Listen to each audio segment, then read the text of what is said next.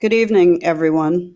Welcome to SEPTA Forward, Bus Revolution, a virtual community meeting. My name is Beverly Harper. I'm president of Portfolio Associates. I've been in business in Philadelphia for more than 4 decades. And for most of that time, we have conducted projects for SEPTA, including market research, communications, civic engagement.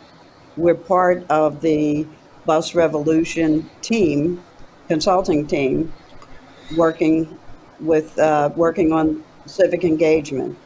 So thank you very much for being here this evening. We have, I think, what will be a very interesting program for you this evening.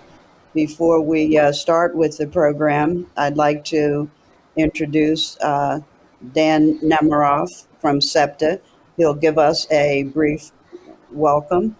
Hi, Dan. Dan's a planner and the manager of this project. Hi, Dan. Hey, Bev. Good night, evening, everybody. My name is Dan Nemiroff, and I'm the manager of planning programs at SEPTA, and I am the project manager for SEPTA Forward Bus Revolution. It's the first comprehensive bus network redesign in the authority's history.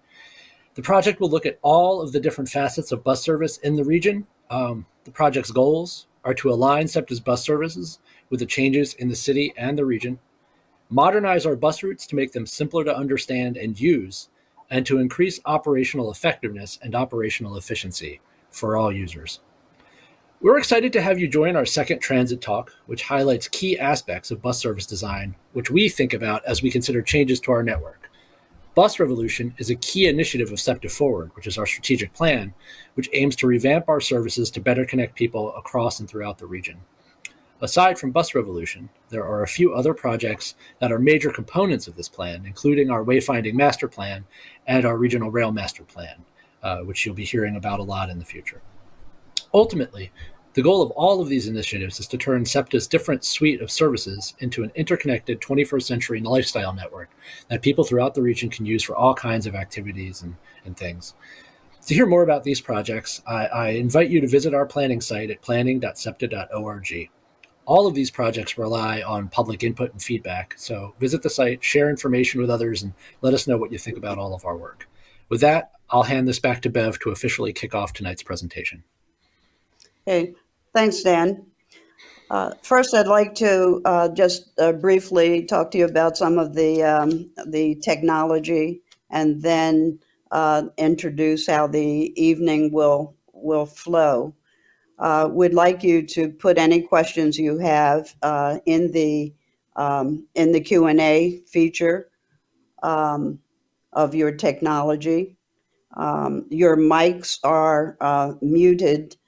We had more than 130 people who registered for this evening's program, so it would be utter chaos if we tried to get questions from everybody. So put your questions in the Q&A. The presentation will have a couple of polling questions, and we'll do a few polling questions to check the technology in just a few minutes. As with all technology, occasionally, probably more often than we would like, something goes wrong. If that happens, if you put your particular problem in the Q&A, we'll try to fix it, but I'm not making any promises. There. We have two great sign language interpreters. You'll see them on your screen. I'll remind the presenters to keep it moderate, so that you're not talking too fast, because they're great interpreters, but they can't interpret when you talk real fast like this. So thank you to Joy Harris and Jennifer McGowan. Also on the tech team, we have Tom, Sage, and Jessica. You won't see them, but they will be managing all of the technology for this evening. When we get to the Q&A, Henry Felsman from my staff will be reading the questions. So we have three polling questions to test our technology. And after the polling questions, Dan Beres from a planner with Nelson Nygaard. Nelson Nygaard is the prime contractor for the bus network redesign. After Dan speaks, we'll go into Q&A. We'll leave plenty of time for Q&A, and then Dan is going to come back on to tell us what the next steps are. So with that, we'll go into the test questions for the polling feature. So polling questions, if you please. The first question is, when is the last time you rode a SEPTA bus? Choose one. Today, within the last week, within the last month or so, more than a month ago, but since the pandemic started, and not since before COVID. So please put your answers in, and in just a few seconds, we'll see how the audience responded. I rode a bus within the last week, but I'm not voting. So 5, 4, 3, 2, 1. Let's see the answers. Okay, within the last week, and a number of people today. Excellent. Thank you. Let's have the second question.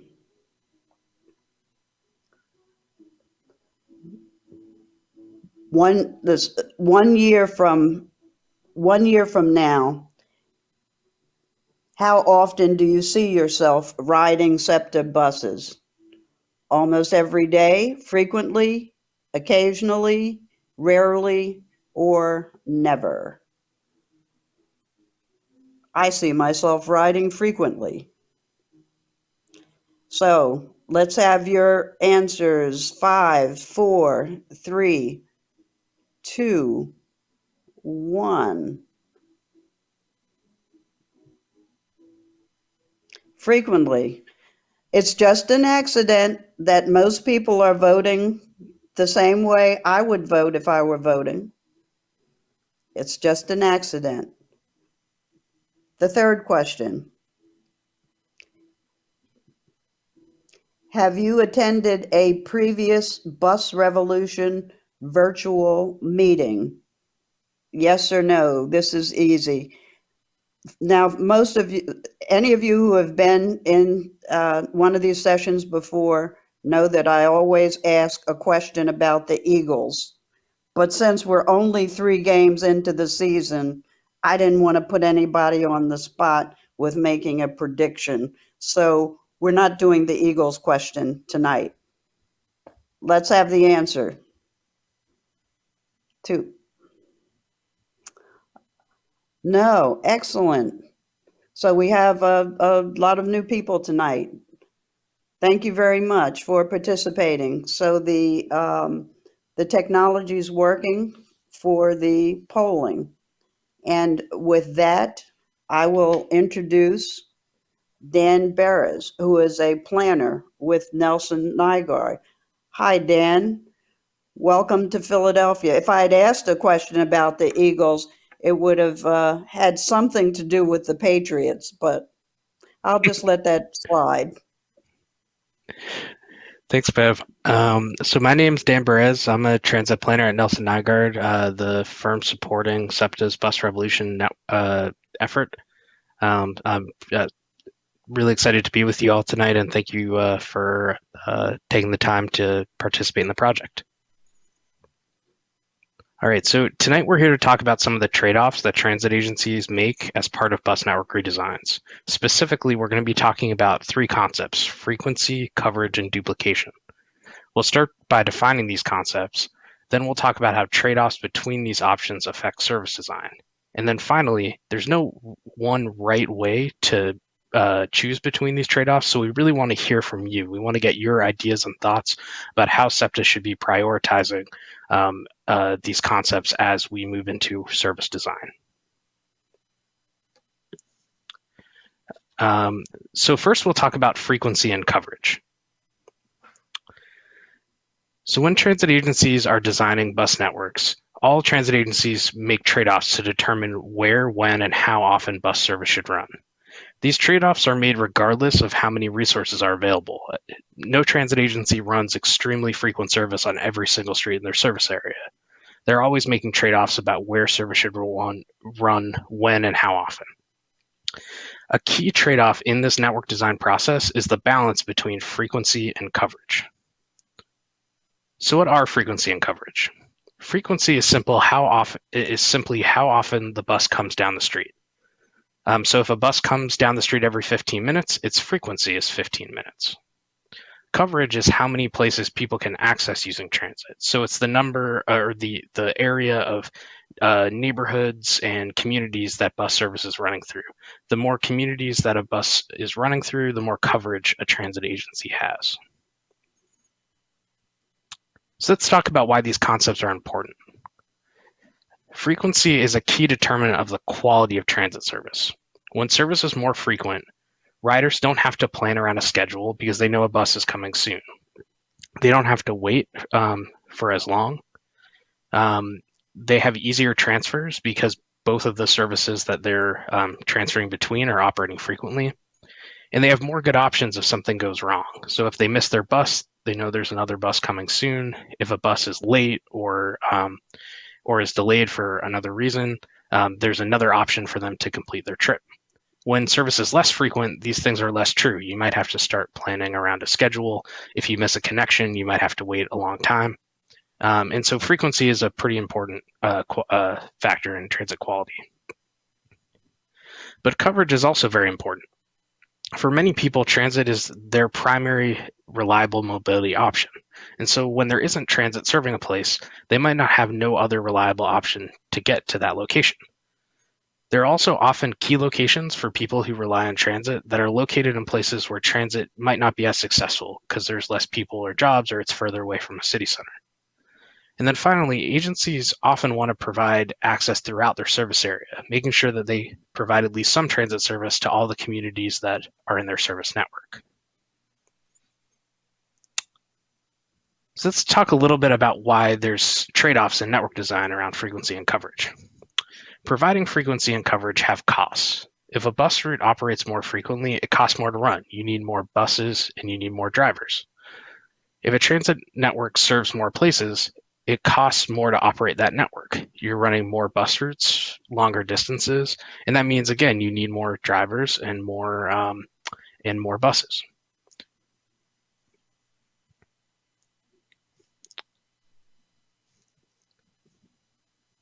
Next, please.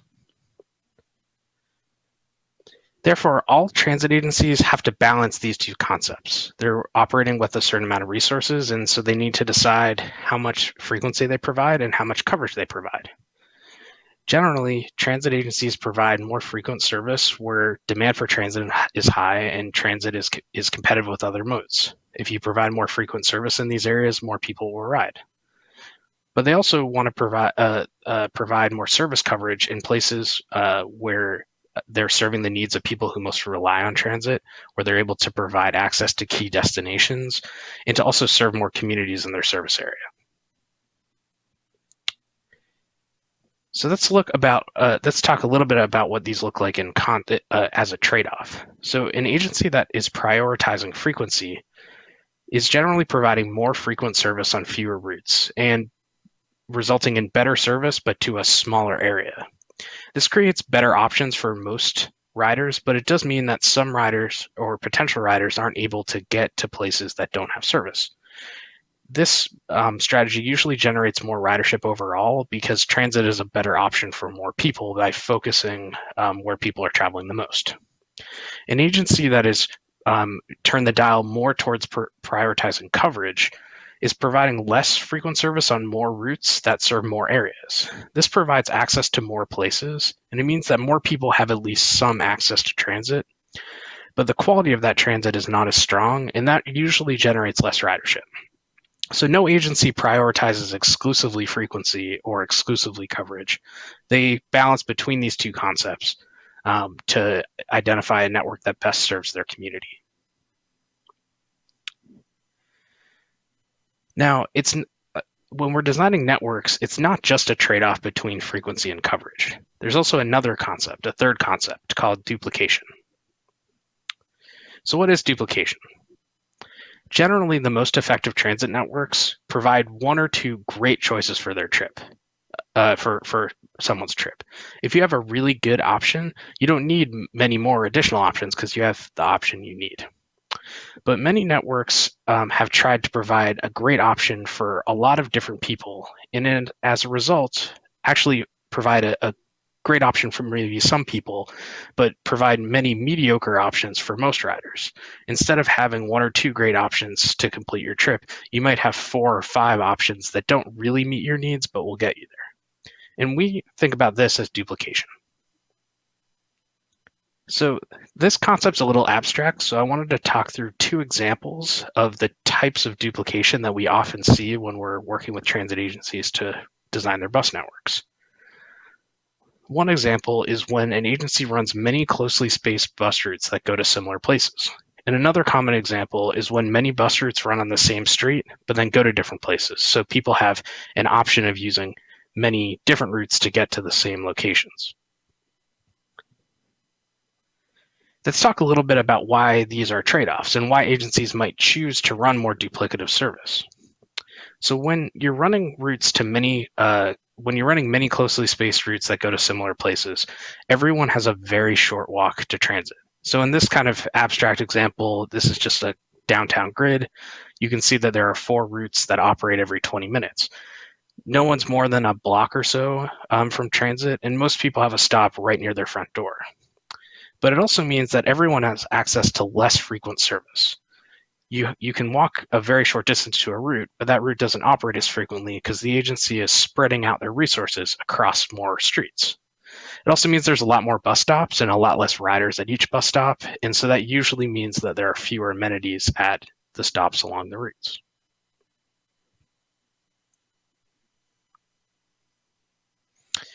Another example of duplication is when many bus routes run on the same street, but then go to different places. Agencies typically do this to provide a one-seat ride to a certain group of customers, sometimes trying to prioritize one-seat rides for as many customers as possible. A lot of agencies started doing this because of not having free transfers, and so providing a one-seat ride makes service cheaper. Other agencies are doing it to save certain groups of people more time. But what this results in is that everyone has access to less frequent service. It also often makes service very confusing to understand. You might have many different options on one street and not know which one makes sense for you. It also makes operating service more difficult because if routes are different lengths, it's hard to make it so that routes come in at even frequency. So you might have 3 buses that come all at once and then no bus for a really long time. We're going to talk a little bit more about these trade-offs in a second and how agencies address them. So just the overall trade-off and duplication. So when we're looking at bus networks, usually we find that a few great options are better than many mediocre options. When agencies choose to prioritize more duplication, like we in the examples we just showed, it means they have less resources to provide more frequent service and coverage because they're spreading their buses across more and more streets. Many agencies focus on reducing duplication as part of bus network redesigns, but it's not a either or. Just like with frequency and coverage, there are trade-offs. Transit agencies choose to operate duplicative service for a reason, and some communities choose to keep some duplication as part of this process. And we're going to, at the end of this presentation, ask some questions around your priorities for SEPTA in Philadelphia. So Now that we've introduced the concepts of frequency, coverage, and duplication, I want to talk a little bit about what this looks like when we're actually going to design a network. So as we just discussed, when designing a bus network, there are trade-offs between frequency, coverage, and duplication. There isn't a single way to make these trade-offs, and each transit agency makes these trade-offs differently. Overall, so they might have a policy for the overall network, but they're often also making different trade-offs in different parts of their network. And we're going to focus a little bit on how that works in practice. The first example we'll talk through is an urban core. Think downtown and the communities maybe 20 minutes away from downtown. Transit works really well in these places because there are a lot of people and jobs to use transit. Most urban cores, therefore, have a lot of transit. So often, the primary trade-off is between providing duplication or providing lots of frequency. So here we return to that example of many closely spaced bus routes that go to similar places. An agency might choose to provide more duplication because they're prioritizing short walks. But an alternative approach in this is to prioritize more frequency. And so in this example, both of these options require the same amount of resources. One option has 4 routes that operate every 20 minutes, and then the other option has 2 routes that are spaced a little bit further apart, but operate every 10 minutes. So let's look at what this trade-off does. So an agency that's prioritizing duplication is really prioritizing very short walks. It means that everyone has a very short walk to transit, but also that everyone has lower frequency service. And that means that many trips take longer unless you're planning your trip exactly to a bus schedule and that bus is reliable. But it also means you have a short walk. An agency that's prioritizing frequency is providing fewer bus routes with higher frequency. It means that everyone has access to twice as frequent service and everyone's saving time. Some people won't have any longer walk to access service, but some people might have to walk a few extra minutes to access transit.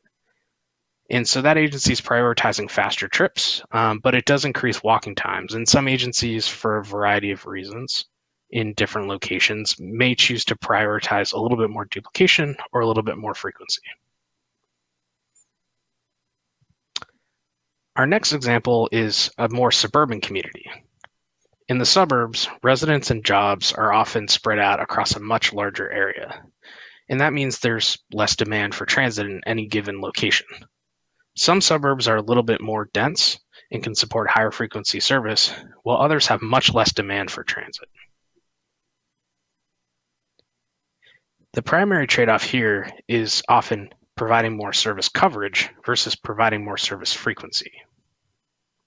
Let's look how this looks in practice.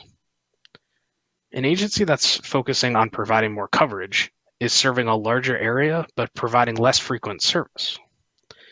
An agency that's prioritizing frequency is serving a smaller area but with more frequent service. So they're running routes on fewer streets and to fewer places, but those buses are coming more often. Let's look about how this trade-off works in practice. So agencies that are focusing on coverage are really saying they're prioritizing serving more places. More people and destinations have at least some transit access. And that means that everyone, regardless of whether they live in the community or not, has access to more places. But it also means that trips require more planning and it's harder to transfer between services. And that often makes trips longer, and it means you might arrive at your doctor's office, for example, much before your appointment compared to where you want it to be. An agency that's prioritizing more frequency in this context are serving a smaller area but providing more frequent service. And what they're really doing is saying we are prioritizing providing better service where it's available, but we're not providing service everywhere. Areas with the highest demand have better service. In areas that are served by transit, people can make trips with less planning and easier transfers, which makes trips shorter. But it does mean that some people and destinations don't have any transit access, and people will have to rely on other mobility options.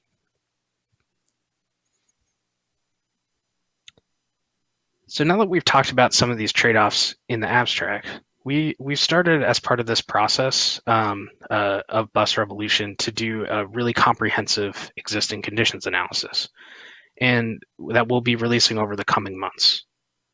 One of the things that we've done as part of this, and this is definitely something that will evolve as we continue through our analysis, is looking at how frequency, coverage, and duplication look like in Southeast Pennsylvania. So I'll first start with the city of Philadelphia. In general, the SEPTA network within the city of Philadelphia is prioritizing duplication and, to a lesser extent, coverage, while putting a little bit less emphasis on frequency. The city of Philadelphia has a large all-day 15-minute network, which is kind of the top frequency before you have to start relying on a schedule. But there are fewer routes that operate every 10 minutes all day.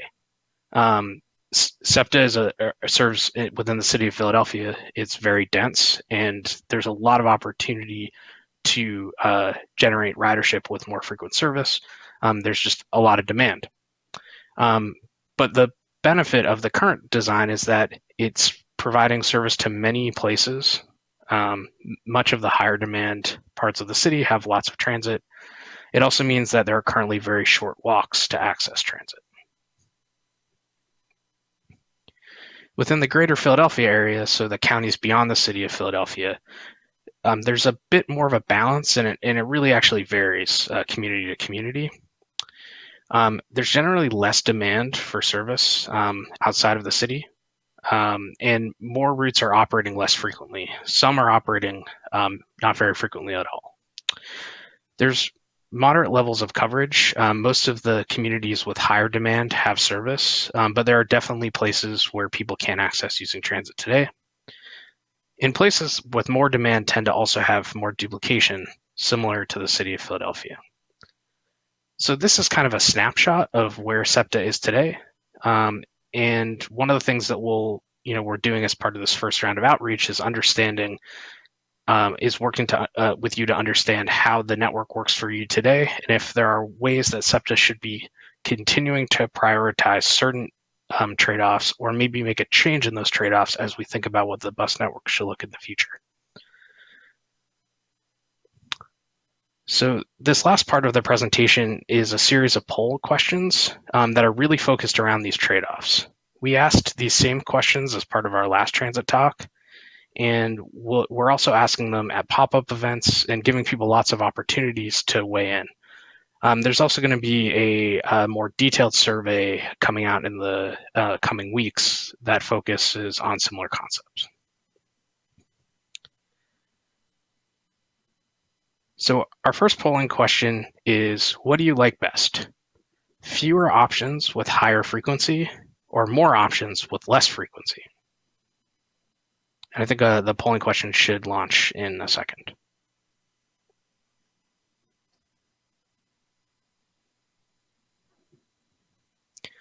So again, the question is, what do you like best? Fewer options with higher frequency, or more options with less frequency? And we'll give everyone a little bit more time to submit their answer.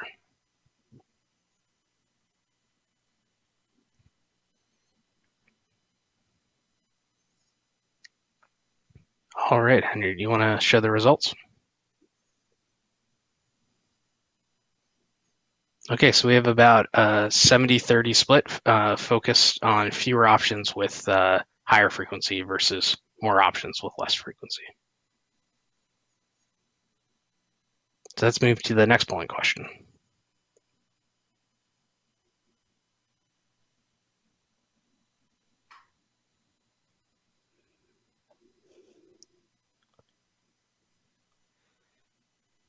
All right, so the next polling question is focused around what do you like best? Buses serving a larger area with less frequent service, or buses serving a smaller area with more frequent service? And we'll give everyone a minute to think about their response and submit into the poll.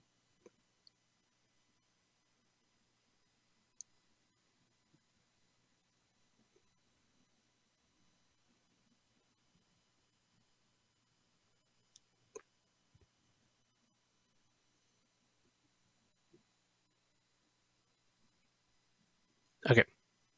All right. Let's show the next question, and I'm actually not seeing the slides, so just advance after we see the response. All right. So here we see a little bit about a 50-50 split.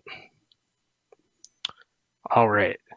So let's pull up the next polling question. All right. So I think we can advance to the next slide. All right. Okay. Sorry about that. All right. So the next question is, what do you like best? A shorter walk to a slower bus or a slightly longer walk to a faster bus?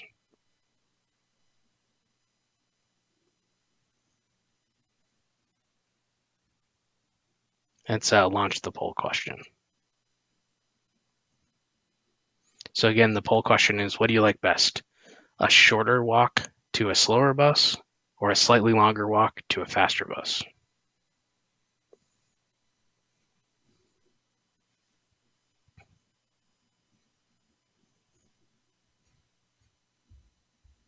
We'll give everyone a little bit more time to look at the results.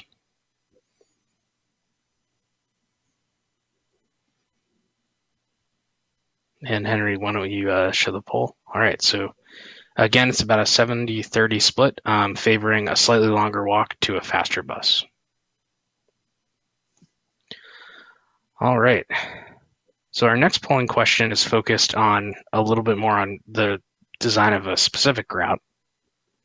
And this is saying, what do you like best? A bus that takes an indirect path and is slower, but stops closer to your destination? Or a bus that travels more directly and is faster, but stops a little bit further from your destination?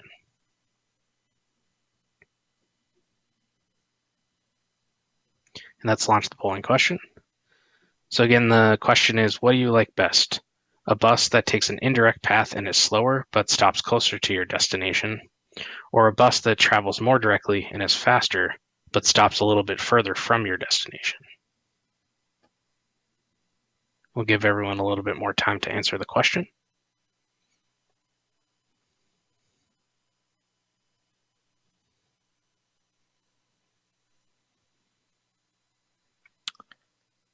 All right, let's show the results. So this is about a 60-40 split, with a little bit higher on a bus that travels more directly and is faster, but stops a bit further from my destination. All right, and this is our last poll question, and this is focused on a little bit more on speed and reliability concept that we talked about in the last transit talk. And this question is, what do you like best? Buses should have their own travel lanes, or buses should share the roads with cars and other vehicles? Let's launch the poll question.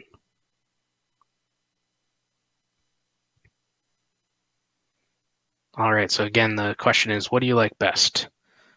Buses should have their own travel lanes, or buses should share the road with cars and other vehicles?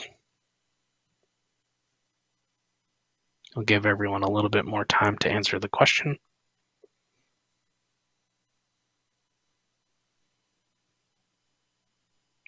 And let's see the results. All right, so pretty overwhelming here. Folks on the call think that buses should have their own travel lanes. All right.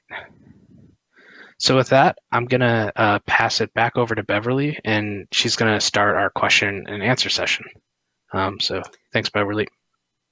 Thanks, Dan. My duplication pet peeve is Walnut Street between 5th and Broad, where we have the 9, the 12, the 42, and the 21 buses, and sometimes all together. Remember, Yeah. we asked that you put your questions into the Q&A, and Henry's going to read the questions, and Dan Nemiroff and Dan Barretts will provide answers. So maybe I'll just refer to him as Dan N and Dan B. So we'll start with Dan N. So Henry, how are we doing on questions? Hey, Bev, thanks. Dan, thanks. We're doing pretty good. So we've got a few questions here. I encourage you to continue submitting questions as you think of them into the Q&A feature. Any questions we don't get to, there's a FAQ up on the SEPTABusRevolution.com website, which we will also be updating following this transit talk, along with any unanswered questions from the talk on the 9th as well. So with that, we can get to the first question, try to answer as many as possible. Okay, so several routes feed into Market Street and Chestnut Street. To what extent is this duplication? Within Center City, the number 40 and number 12, they run close together, especially on weekends. To what extent is this duplication? So in contrast, Spring Garden and Washington Ave do not get frequent service. So you go ahead. Yeah. So sometimes duplication is necessary. And so, for example, a lot of networks use buses to feed people into downtown or into a rail station, and there'll only be one road or a few roads that get you there. And so sometimes it makes sense, instead of making people transfer the first time two bus routes meet, to instead run buses on the same street to approach that rail station. That is technically duplication, but it makes sense for good network design. But sometimes you have multiple bus routes that continue on the same street for a long time and then kind of diverge in different places to provide many one-seat rides. And in those cases, an agency might make a different trade-off around providing that one-seat ride with, a lot longer duplication versus providing a transfer at a logical location. So not all duplication is unnecessary. Sometimes it makes sense, especially when you have one street that's leading to a place where a lot of people are going. Yeah. So as Dan said, all of the trade-offs, there's not a right or wrong. It's more, it's sort of balancing all of the competing interests. And, I think SEPTA does a bit of that now, and Dan showed sort of how that broke out earlier. And I think what we're doing is we'll be adjusting the levels. But as he said, I think some duplication is not only advantageous, it's necessary for a network to function.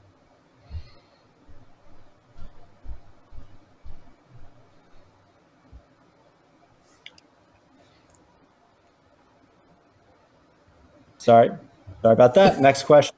How do planners factor in traffic congestion when planning? So we look, as part of this process, and really any bus network redesign process, we look at a lot of data around on-time performance and average speeds on bus routes. And we're doing that as part of this study as well. And then we also work with SEPTA planning staff and often with operators to understand where those real critical points of congestion are, where it might make sense to have a bus route go in a different way or to use a transit priority strategy to mitigate. But it's a big focus because it has a huge impact on how service functions on a day-to-day basis. Yeah, I think it shouldn't surprise anybody that our speeds are pretty slow, particularly in and around Center City. But even the city as a whole, the speeds are pretty slow. And so, we're aware of that on sort of a network level. And I think as the process moves forward and as we get into, redesigning the routes to a greater extent, I think that the issues of speed will come to the forefront. And certainly once we get into the implementation phase, talking with operations, talking with our operators. So speed is going to play a big factor. It plays a big factor now in the way we, deal with scheduling. All right, and how do demographics and political representation get attention in the design of SEPTA bus routes?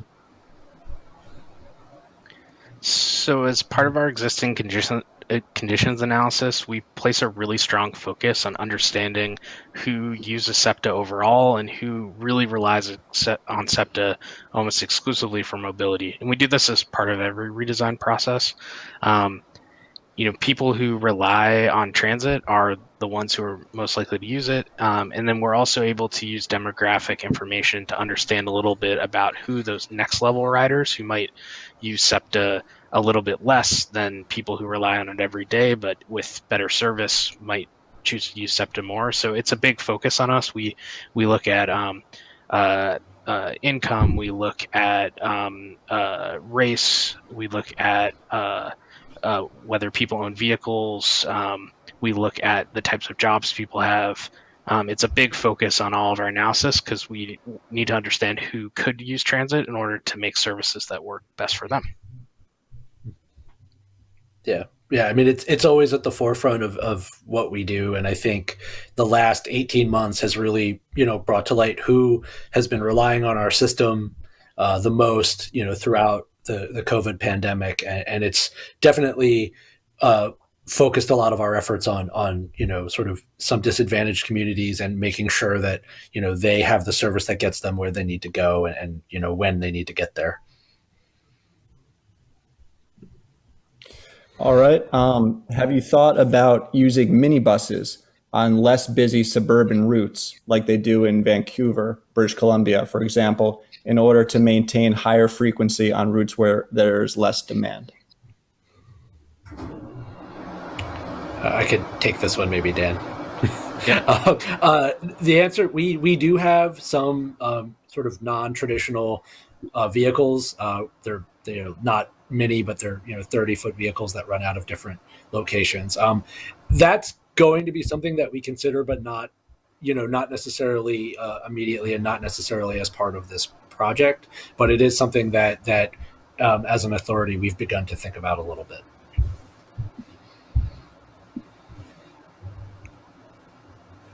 All right. How will the redesign efforts take the disabled population into account in regards to those with difficulty walking longer distances to stops? So this is also a big focus of our redesign efforts. We take a look at who's riding SEPTA and where they're riding to get an understanding of where it's important to prioritize services that really speak to the things that people with with where we're focusing on accessibility, the things that they need in order to travel. Then also work with SEPTA,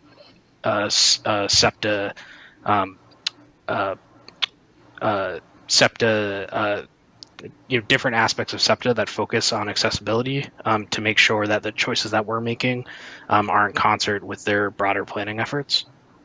So it's definitely a big focus on what we're thinking about as well. Yeah.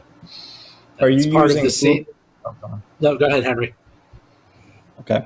Are you using Uber and Lyft data to determine potential bus routes that could be useful in the future? So we're not using data from Uber or Lyft as part of this effort, but we are looking at travel flow information to help understand where people who are not using SEPTA today, how they travel, so that we can identify places where transit maybe isn't an option for those types of trips, but could be an option if services are changed.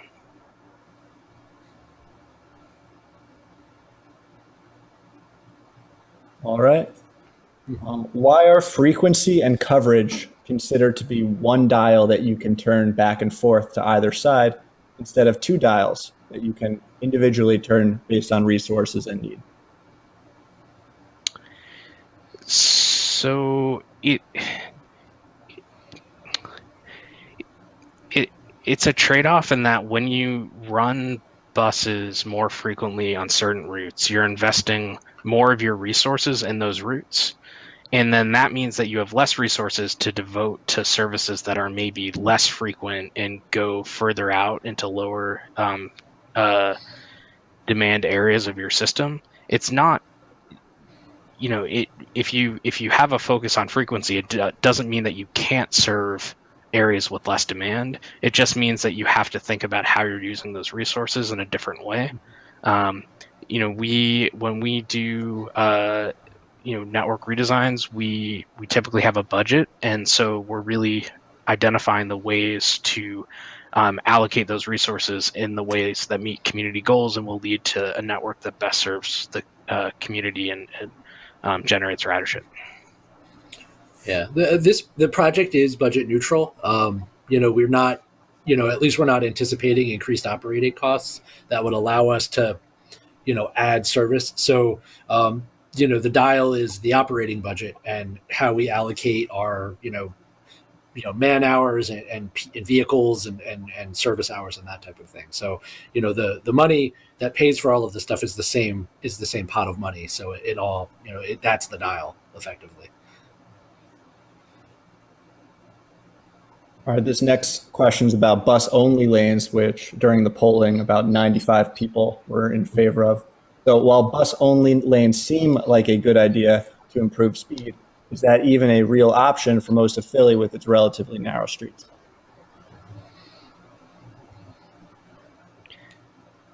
So we talked about this a little bit in the past transit talk, that bus-only lanes are an option in places or a strategy that can work in places where you have the space to add them. But there are also other speed and reliability tools that are in the toolkit in places where bus-only lanes aren't working. So, or wouldn't be able to work because there isn't enough road space to accommodate them. So things like transit signal priority, thinking about the design of bus stops, operational tools. There's a lot of things in our toolkit just beyond bus lanes that can make transit operate faster and more reliably. A follow-up to that, I want to ask a follow-up to that question. That has to do with whether or not you're working with other entities, agencies in the community that impact speed and reliability. Like in Philadelphia, particularly in Center City, the vehicles that stop in the bus lanes, deliveries, double parking. How are those kinds of issues addressed? Because they surely affect speed and reliability of buses. Well, we do have an ongoing partnership with the city of Philadelphia, and that has resulted in some improvements to enforcement and things like that. But it's a good point, Bev.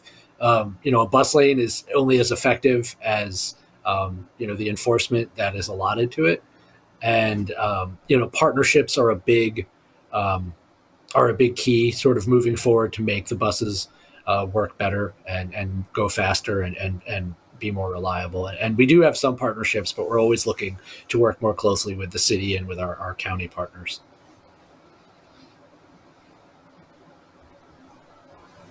Henry, we have time for about two more questions. 3? How about 3? Okay, choose wisely there. All right. Have you thought about using a Center City loop bus or several that have different colored routes but basically service Center City and is cheaper? Looking at Baltimore, Washington, other cities, for example, that have created a system leaving your larger buses to service Philly neighborhoods.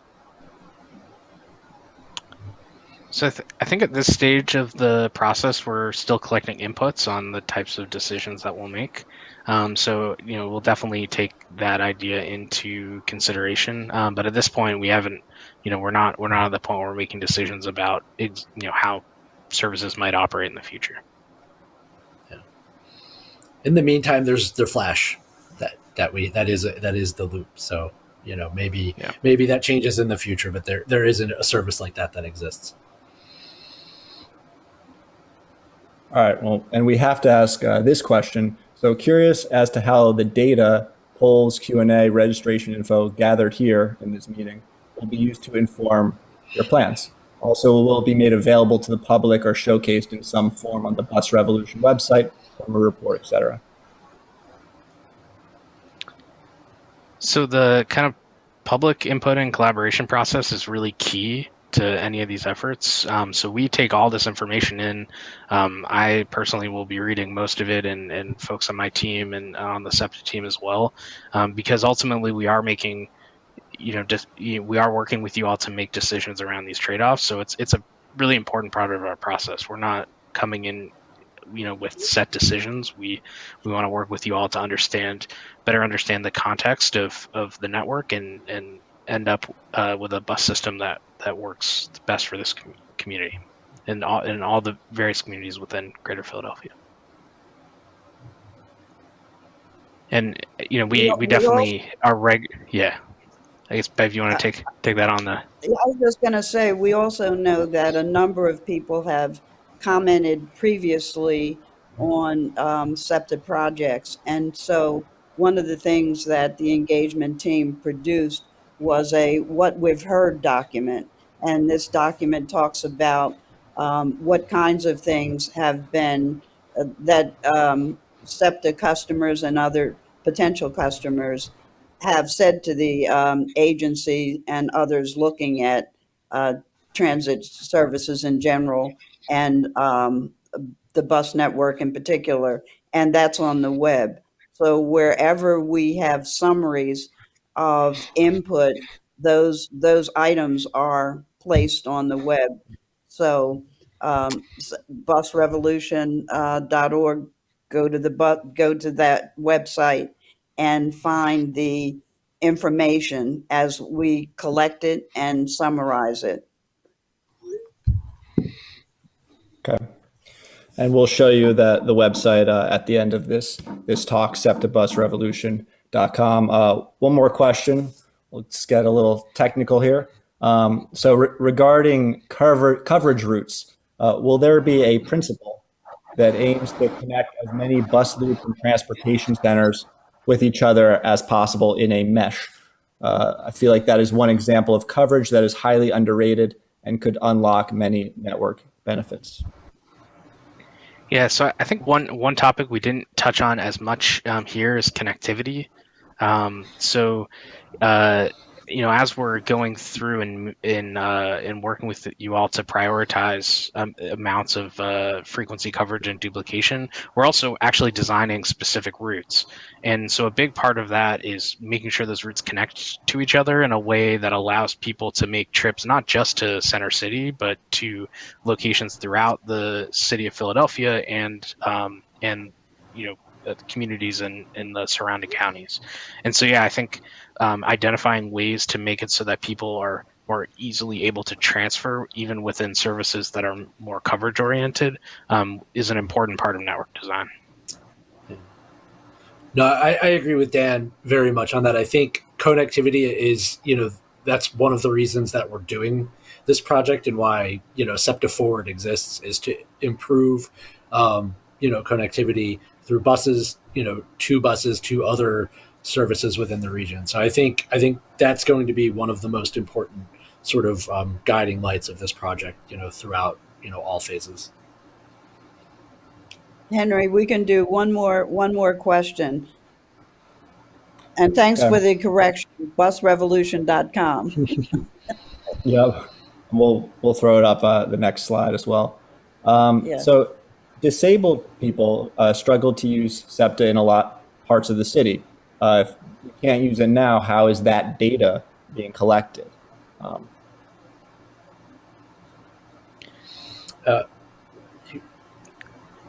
You want to take that, Dan, or yeah, I can? I got it. No, so we are working with our CCT staff so that we are aware of how those services are being used throughout the city and region, and that's going to be part of our analysis. So that we are being sensitive to individuals and areas that are not part of our network currently that we have to take into consideration going forward. But that is going to be play a part from a data perspective in the analysis. Yeah, and it's a really valuable piece of kind of data set and also starting point for a conversation around how changes made as part of this project can make SEPTA more accessible to more people. Okay, thank you, Henry, Dan, and Dan.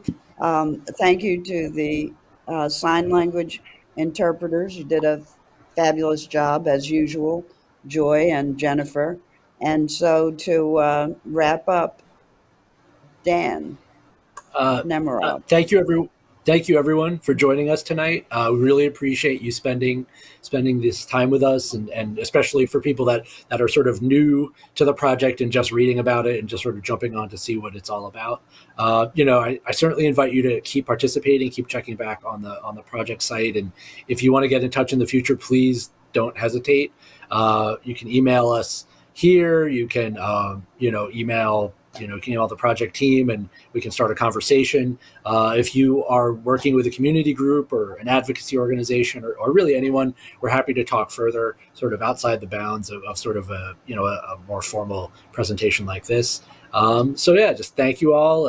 Thanks for joining us. I hope to see you again soon, and have a great evening.